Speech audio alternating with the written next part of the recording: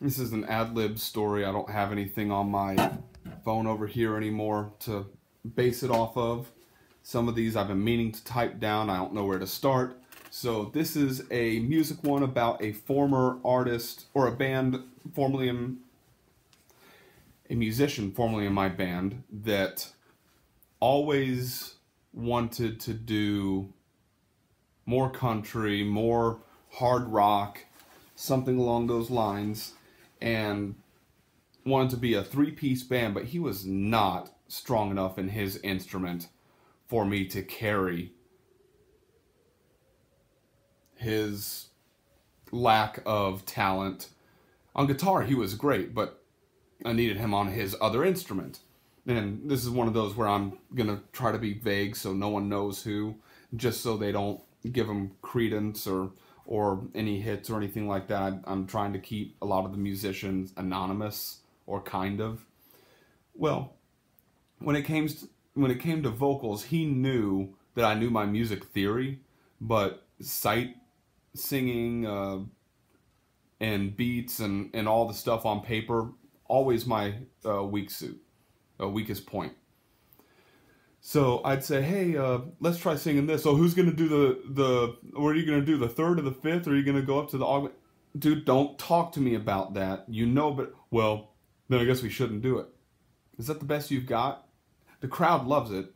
This is a story about that interaction and how I've always been successful with the set lists that I write. Yes, it's got a lot of Eric Clapton and it's got a lot of Warren Zevon in it, but I also have the Animals, I also have Hendrix, I also have, I think, the Eagles at one time, Bob Dylan, Tom Petty. I've got so many different things, but because I didn't do enough Skinner like everybody else in any band anywhere ever, oh, well, when we sing, which harmony are you going to choose? I'm going to sing. If you have that intelligence about you, you tell me what it is I'm doing after I do it, and then I'll know that that's what I'm doing. Couldn't do it. Couldn't do it. Couldn't come that far. And here's a big arguing point for a lot of musicians. It was my PA, a lot of my gear at the time. It was before I had to sell most of my stuff to pay the rent. I book the show, I carry the PA gear, I set it up, I get more of the money. That's just how I've done things. If everyone's coming together and doing it solo, or if you leave and you don't help with the breakdown, that's an extra $10. I've worked under people that did that, and I see it as fair. If all you have me do is show up and play, and it's a $500 night between three people, and I get $150, and the next person gets $200, and the other one gets the... If it's logical as a business, I don't mind. But this guy got all up in a tizzy because, well, the set list choices. He never really got us a gig. It was almost always me.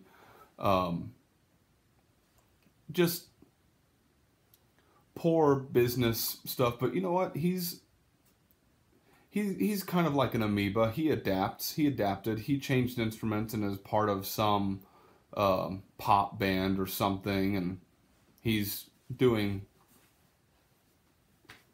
okay. But just rambling on now, and those are my thoughts. Take it or leave it.